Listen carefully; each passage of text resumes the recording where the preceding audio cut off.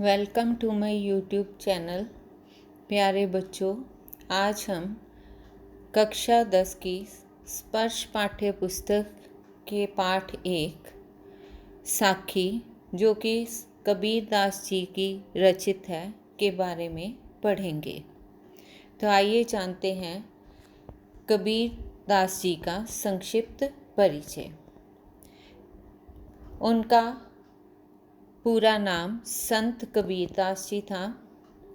कबीर दास जी का जन्म 1398 में लहर तारा ताल काशी में हुआ। उनके पिता का नाम नीरू और माता का नाम नीमा था।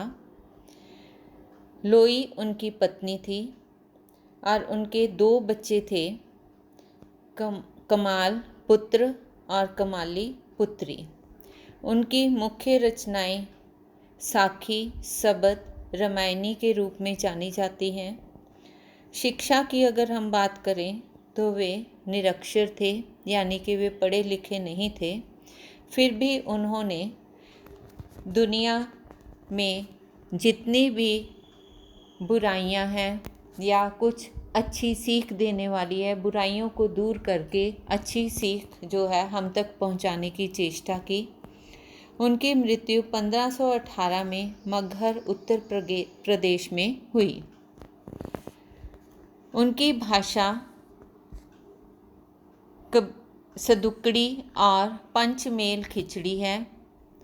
खिचड़ी से मतलब यहाँ पर है कि बहुत सारी भाषाओं जैसे राजस्थानी, हरियाणवी, पंजाबी, खड़ी बोली, अवधी, ब्रज भाषा, ऐसे भाषाओं के शब्द जो हैं उनकी रचनाओं में शामिल हैं। उनकी रचनाओं की यानी कि कृतियों की यदि हम बात करें तो बीजक नामक ग्रंथ, धर्मदास द्वारा कृत बीजक नामक ग्रंथ जो है उसमें उनकी 3 मुख्य जो है भागों के रूप में रचनाएं शामिल हैं: साखी, शब्द और रामायणी। साखी से मतलब है, यह संस्कृत का शब्द है और धर्मोपदेश के अर्थ में प्रयुक्त हुआ है। अधिकांश साखियाँ दोहों में लिखी गई हैं, पर उसमें सोठे का भी प्रयोग मिलता है। कबीर की शिक्षाओं और सिद्धांतों का निरूपण अधिकतर साखी में हुआ है। इनके शब्द गए पद हैं। गए का मतलब है जिन्हें गाया भी जा सकता है। संगीतात्मक शैली उनमें विद्यमान है। इनमें उपदेशात्मकता के स्थान पर भावादेवेश की प्रधानता है, क्योंकि इनमें कबीर के प्रेम और अंतरंग साधना की अभिव्यक्ति हुई है। रामायणी की बात करें तो चौपाई छंद में यह लिखी गई है और इनमें कबीर के रहस्यवादी और दार्शनिक विचारों को प्रकट किया गया है। तो आइए शुरू करते हैं हम इनकी साखियों से। तो सबसे पहली साखी है, तो शुरू करने से पूर्व साखी का मतलब होता है सीख। प्रत्येक 2 पंक्तियों का एक दोहा होता है और इनकी जितने भी दोहे हैं हर 2 पंक्तियों में एक सीख दी गई है, यानी कि कुछ सीखने को मिलता है। तो पहला दोहा यानी कि पहली साखी है: ऐसी वाणी बोलिए मन का आपा खोए, अपना तन शीतल करे औरन को सुख होए। वाणी से मतलब है बोली, आपा अहम, अहंकार, अभिमान, घमंड। खोए से मतलब है त्यागना, छोड़ देना। शीतल से मतलब है शीतल, ठंडा, अच्छा। औरन से मतलब है यहाँ पर दूसरों को, और होए का मतलब है होना। ऐसी वाणी बोलिए, मनुष्य को जो है किस प्रकार की वाणी बोलनी चाहिए? मन का आपा खोए, कि उसमें जो है हमारा मन जो है उसके अंदर किसी प्रकार का भी घमंड नहीं होना चाहिए। आपा का मतलब है यहाँ पर घमंड, ठीक है। अपना तन शीतल करे, तो यदि हम जो है घमंड रहित वाणी का प्रयोग करते हैं, घमंड रहित शब्दों का प्रयोग करते हैं अपनी बोली में, तो उससे जो है अपना तन अपना तन मन तो शीतल ठंडा होता ही है, सुकून हमें तो मिलता ही है, हमारे साथ साथ दूसरों को भी जो है सुकून मिलता है। औरन को सुख होए। ठीक है, तो कहने का मतलब क्या है कि मनुष्य की वाणी जो है वो किस प्रकार से होनी चाहिए, जिसमें जो है घमंड नाम के लिए कोई भी जगह ना हो। ठीक है, और ऐसी भाषा बोलो जिससे जो है अपने मन को तो जो है चैन सुकून मिले ही, उसके साथ साथ दूसरों को भी जो है सुकून मिले, यानी कि हमारे बोली में कोई ऐसा शब्द ना हो जिससे दूसरों को ठेस पहुँचे। तो अपना मन शीतल होए और दूसरों का भी जो है मन वो खुश हो, ऐसी हमारी बोली होनी चाहिए। तो दूसरा दोहा है, कस्तूरी कुंडल बसे मृग ढूंढे बन माही, ऐसे घट राम है दुनिया देखे नाही। कुंडली नाभि, नाभि यानी कि जिसे हम अंग्रेजी में बेली बटन बोलते हैं। ठीक है, मृग हिरण, घट कण कण चारों ओर। ठीक है, तो कस्तूरी कुंडल बसे। ठीक है, तो कैसे मृग है, कस्तूरी मृग, ये जो मृग है इसे कस्तूरी मृग के नाम से जाना जाता है। तो कस्तूरी कुंडल बसे। ठीक है, कस्तूरी यहाँ पर मैं आपको बता दूं कि कस्तूरी जो है बेटा वो मूलतः एक सुगंधित जैली नुमा पदार्थ है, जिसकी तीक्ष्ण, तीक्ष्ण यानी कि तीव्र जो है बड़ी तेज़ गंध होती है, खुशबू होती है, और यह नर कस्तूरी मृग के गुद्दा क्षेत्र में स्थित एक ग्रंथि से प्राप्त होता है। इस पदार्थ को प्राचीन समय से इत्र के लिए एक लोकप्रिय रासायनिक पदार्थ के रूप में प्रयोग किया जाता रहा है और दुनिया भर के सबसे महंगे पशु उत्पादों में से यह एक है। ठीक है, तो कस्तूरी से मतलब आपको समझ आ गया होगा। तो कस्तूरी कुंडल बसे। ठीक है, तो जिस प्रकार से मृग जो है उसकी नाभि में कस्तूरी जैसे सुगंधित पदार्थ जो है वो निवास करती है, लेकिन उसे पता ही नहीं होता कि ये सुगंध जो है वो तो उसके पास से ही आ रही है। तो मृग ढूंढे बन माही, बन का मतलब है जंगल। मृग जो है उस सुगंध को ढूंढने के लिए, प्राप्त करने के लिए, पकड़ने के लिए जो है बन जो है वो भटकता रहता है, खोजता रहता है, लेकिन उसे ये पता नहीं चल पाता कि वह जो सुगंध है वो तो उसकी खुद की नाभि में से ही आ रही है। तो ऐसे घट राम है दुनिया देखे नाही। तो इसी प्रकार से ही जो राम है, भगवान है, वो चारों ओर सृष्टि में व्याप्त हैं। कहने का मतलब क्या है कि वह जो है मनुष्य के भीतर ही निवास करते हैं, लेकिन जो मनुष्य है वो उन्हें प्राप्त करने के लिए, यानी कि भगवान को प्राप्त करने के लिए कभी मंदिरों में, कभी मस्जिदों में, कभी गुरुद्वारों में भटकता ही रहता है। वो अपने अंतर मन को टटोलता ही नहीं है कि भगवान जो है वो तो उसके अंदर ही है। ठीक है, तो नेक्स्ट दोहा है, जब मैं था तब हरि नहीं, अब हरि हैं मैं नाही, सब अंधियारा मिट गया जब दीपक देखिया माही। यहाँ पर बेटा मैं से मतलब है अहम, अहंकार, घमंड। ठीक है, हरि से मतलब है परमेश्वर, प्रभु, भगवान, अंधियारा अंधकार। ठीक है, तो जब मैं था, ठीक है, जब तक मनुष्य के अंदर मैं यानी कि अभिमान था कि जो कुछ हूँ मैं ही मैं हूँ। अब यहाँ पर मैं से मतलब क्या है, मोह माया, सारा कुछ के मेरे पास तो सब कुछ है, ऐसा घमंड उसके अंदर था। ठीक है, उस समय तक उसके भीतर जो है हरि नहीं थे, यानी कि भगवान का कोई निवास ही नहीं था। ठीक है, तो जब सब अंधियारा मिट गया जब दीपक देखिया माही। ठीक है, तो उसके मन का अंधकार जो है वो किस प्रकार से दूर हुआ, जब जो है उसने घोर तपस्या की, अपने अंतर मन को टटोला।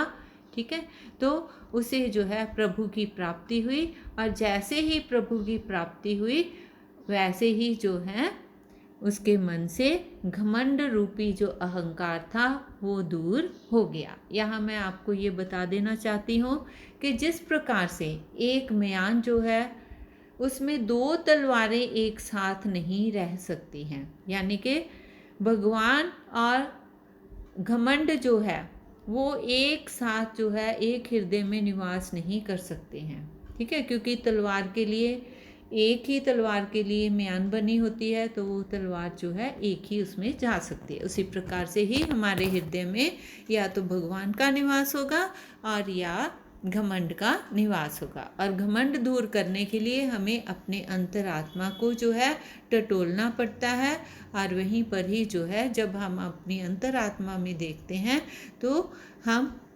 भगवान को प्राप्त कर लेते हैं। हमें समझ आ जाती है कि मोह माया जो है ये कुछ भी नहीं है, सब कुछ जो है वो क्या है, भगवान की प्राप्ति ही है।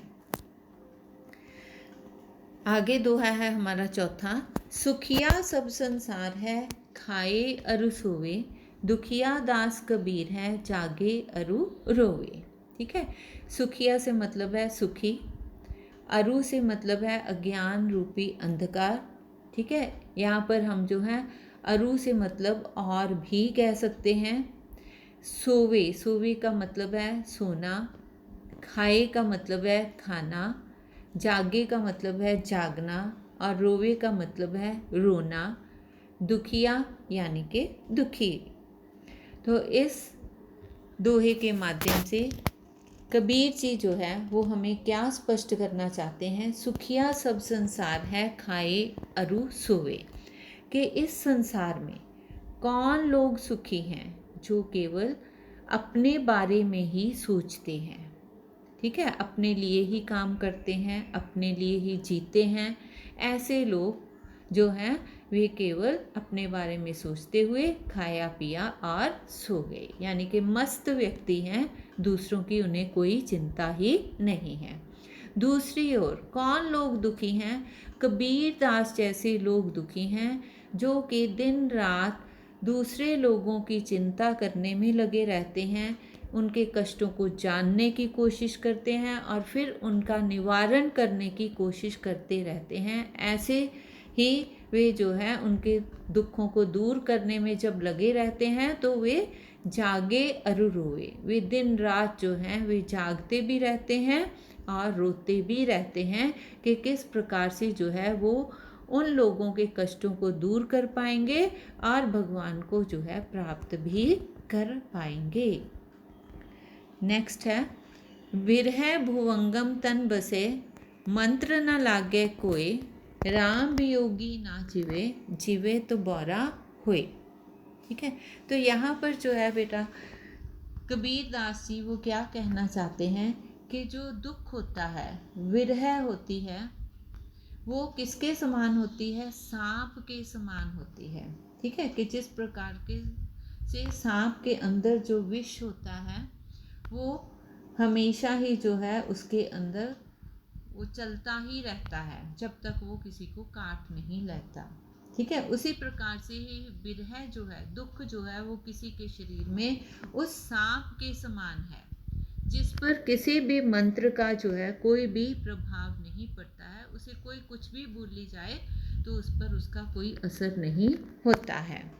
ठीक है, राम वियोगी ना जीवे, जीवे तो बौरा होए। उसी प्रकार से ही जिस व्यक्ति के मन में राम नाम का स्मरण लग गया, उसकी भक्ति लग गई, तो वो उस भक्ति में इतना लीन हो जाता है कि वो जो है पागलों के समान जो है उसे ही ढूंढता रहता है कि भगवान जो है उसे कब प्राप्त होंगे। अर्थात वह भगवान को प्राप्त करने के लिए ही अत्यधिक भक्ति करता रहता है और उसी में ही वो बौरा हो जाता है, पागल हो जाता है।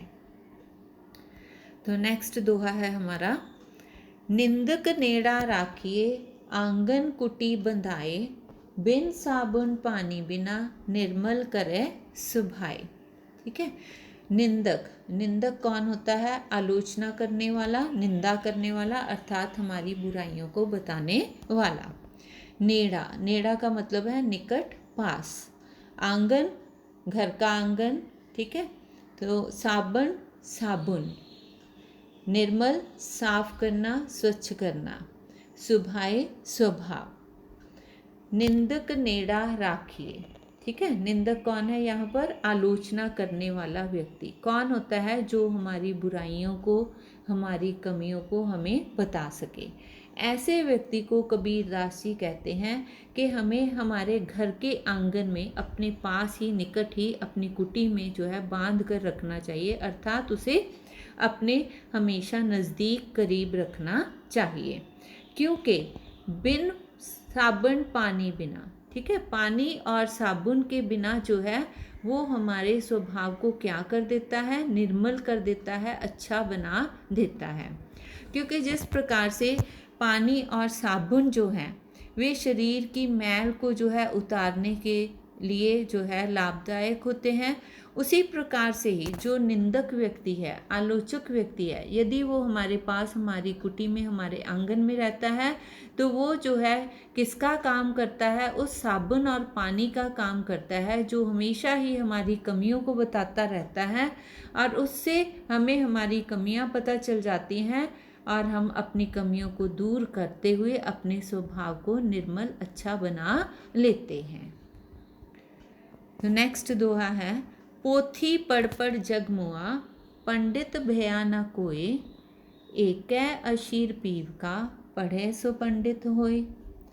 पोथी से मतलब है पुस्तक, मुआ मर जाना, भया से मतलब है बनना, अशीर अक्षर, और पीव का मतलब है प्रिय। ठीक है, पोथी पढ़ पढ़ जग मुआ, जग मीन संसार, ठीक है, मुआ मर गए। इस संसार में बहुत से लोग जो हैं बड़े बड़े ग्रंथ, बड़ी बड़ी पोथियों को मरते मरते इस सृष्टि से चले गए, लेकिन पंडित भया ना कोई, कोई भी जो है विद्वान नहीं बन पाया, पंडित नहीं बन पाया। ठीक है, लेकिन जिस किसी ने भी एक ही अक्षर पीव का यानी कि प्यार का, स्नेह का, मोहब्बत का, दूसरों की सहायता करना किसी ने सीख लिया, ठीक है, पीव से मतलब हम भगवान से भी हमारा मतलब है कि ईश्वर भक्ति के बारे में उसने जान लिया। ईश्वर भक्ति क्या है? उनके दिए हुए कामों को यदि हम अच्छे ढंग से करते हैं, ठीक है, तो पढ़े सो पंडित होए, यानी कि जिस किसी ने भी एक भी अक्षर पीव का यानी कि प्रेम का जो है वो पढ़ लिया, तो उससे बड़ा पंडित और कोई नहीं है, यानी उससे बड़ा समझदार व्यक्ति, विद्वान व्यक्ति और कोई नहीं है। तो आइए चलते हैं आखिरी दोहे की ओर। ठीक है, तो आखिरी दोहे में कबीरदास जी जो हैं वो क्या कहना चाहते हैं? हम घर जालिया अपना, लिया मुरादा हाथ, अब घर चालो तास का, जे चले हमारे साथ। जालिया से मतलब है जलाना, अपना से मतलब है अपना, मुरादा से मतलब है जलती हुई लकड़ी, ठीक है, यानी कि दूसरे शब्दों में ज्ञान। जालो जलाना, तास का उसका, तुम्हारा भी हम कह सकते हैं। तो आइए बढ़ते हैं दोहे की ओर। हम घर जालिया अपना, लिया मुरादा हाथ। मैंने अपने स्वार्थ रूपी घर को, यानी जो मेरे अंदर स्वार्थ छिपा हुआ था कि मैं अपने लिए ही जो है सोचता, अपने लिए ही कार्य करता, अपने ही बंधनों में मैं बंधा रहता था, उस सभी स्वार्थों को जो है मैंने किस प्रकार से मिटा दिया? ज्ञान रूपी मशाल को जो है अपने हाथ में लेकर, अर्थात अपने मन में निस्वार्थ भावना से दूसरों की मदद करना, ठीक है, दूसरों की सहायता करना, ऐसी बातों को जो है मोह माया को त्याग कर जो है मैंने अपने घर को जला डाला। और उस समय जब मैंने उन स्वार्थों को जो है ज्ञान रूपी मशाल से जला डाला, तो मेरे मन में जो भी अहंकार या वैर विरोध की भावना, स्वार्थ रूपी भावना थी, वो सब मिट गई, यानी अज्ञानी से मैं ज्ञानी बन गया। अब घर जालो तास का, जे चले हमारे साथ। अब जो है जब मेरा अपना घर जो है वो ज्ञानी हो गया है, उसमें अच्छी बातें आ गई हैं, तो मैं तुम्हारा घर भी जो है उन अच्छे विचारों से भर सकता हूँ। यदि तुम मेरे साथ जो है ज्ञानी बनना चाहते हो तो तभी जो है मैं इस ज्ञान रूपी मशाल के माध्यम से तुम्हारे घर को भी जो है स्वार्थों से, बुराइयों से मुक्त कर सकता हूँ। तो बच्चों, अंत में आपको मेरी ये वीडियो कैसी लगी, तो उसके लिए सबसे पहले लाइक करें, शेयर ज़रूर करें और सब्सक्राइब करना कदापि ना भूलें। धन्यवाद।